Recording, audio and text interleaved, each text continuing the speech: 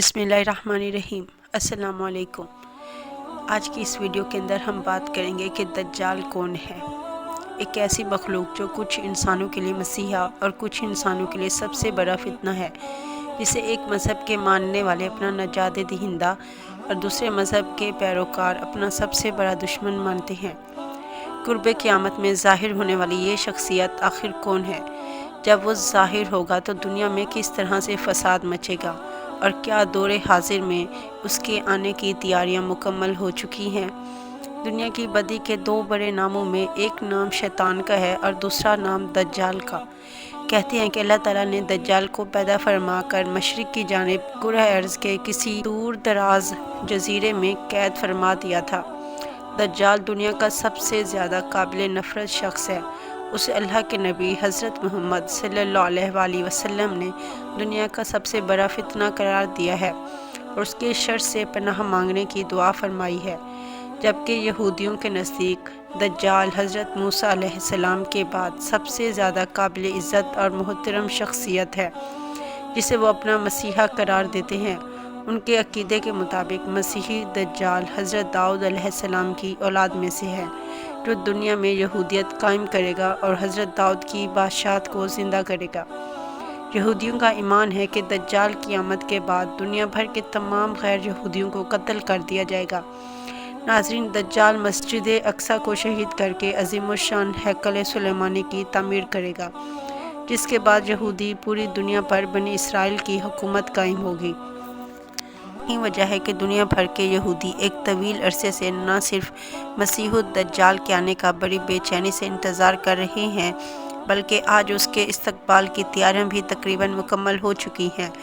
یہودیوں کی مقدس کتاب تلمود کے مطابق دجال انسانوں کی طرح ہی پیدا ہوگا اور پرورش پائے گا۔ اس کے پاس بہت اسرار طاقتیں ہوں گی۔ انہی طاقتوں کے بلبوتے پر وہ یہودیوں کا نجات دہندہ بن کر آئے گا۔ ناظرین، یہودیوں کے مطابق وہ نسل انسانی کا عظیم بادشاہ ہوگا۔ اس کے زمانے میں سارے مذاہب ختم ہو جائیں گے اور صرف یہودیت ہی باقی بچے گی۔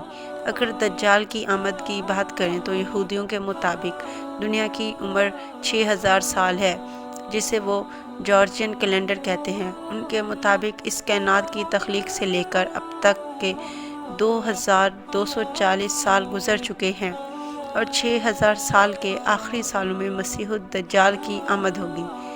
ناظرین، اسلامی کتابوں میں دجال کا تفصیلی ذکر موجود ہے اور کی آمد کی تمام پیشن گوئیوں کو بیان کیا گیا ہے۔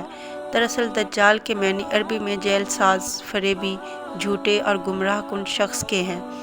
اس بدترین شخص کا نام دجال اس لیے رکھا گیا کہ جھوٹ، دھوکے بازی اور فریب کاری میں یہ سب سے اول درجے ہوگا۔ لہذا حضرت ابو قتادہ بیان کرتے ہیں کہ رسول اللہ صلی اللہ علیہ وآلہ وسلم نے ارشاد فرمایا کہ حضرت آدم سے لے کر قیامت تک کوئی مخلوق دجال سے بری نہ ہوگی۔ اسی طرح دجال کے حلیے سے متعلق اگر مختلف روایتوں اور احادیث کو جمع کیا جائے تو وہ کچھ یوں بنتا ہے کہ دجال بھاری جسم اور پستہ قد اور مکروہ چہرے والا ہوگا۔ اس کے بال گھنگریالے اور بے ترتیب ہوں گے اور داہنی آنکھ کانی ہوگی جیسے انگور کا ابھرا ہوا دانہ، اور دونوں آنکھوں کے درمیان یعنی ماتھے پر کافر لکھا ہوا ہوگا۔ ناظرین، اگر خروج دجال کی بات کریں تو یہودیوں کے عقیدے کے مطابق مسیح الدجال روم کے دروازے پر آئے گا۔ وہ بنی اسرائیل کو اپنے ارد گرد جمع کرے گا اور یروشلم کی طرف لے جائے گا۔ پھر وہ ہیکل سلیمانی یعنی تھرڈ ٹیمپل کی دوبارہ تعمیر کرے گا، جبکہ اسلامی روایتوں کے مطابق دجال مشرق کے سمت میں اصفہان نامی شہر سے نکلے گا۔ دجال زمین پر 40 دن رہے گا، جن میں سے ایک دن ایک سال کے برابر، ایک دن ایک ماہ کے برابر اور ایک دن ایک ہفتے کے برابر ہوگا، جبکہ باقی کے ایام سال کے عام دنوں کی طرح ہوں گے۔ اس وقت دجال اپنے گدھے پر سوار ہو کر ساری دنیا کا چکر لگائے گا۔ ناظرین، روئے زمین کا کوئی بھی علاقہ ایسا باقی نہ رہے گا جہاں وہ نہ پہنچے، البتہ مکہ اور مدینہ پر فرشتوں کا پہرا ہونے کی وجہ سے وہ وہاں پر داخل نہیں ہو سکے گا۔ دجال طرح طرح کے کرشمے دکھا کر لوگوں کا ایمان برباد کرے گا۔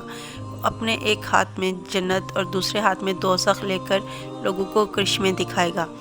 اس دور میں دجال کے پیروکاروں کے علاوہ باقی لوگ سخت تکلیف میں ہوں گے۔ دراصل بابل کی اسیری اور یہودیوں کے سیکنڈ ٹیمپل کی تباہی کے بعد یہودی اپنے اس مسیحا کا بے صبری سے انتظار کر رہے تھے۔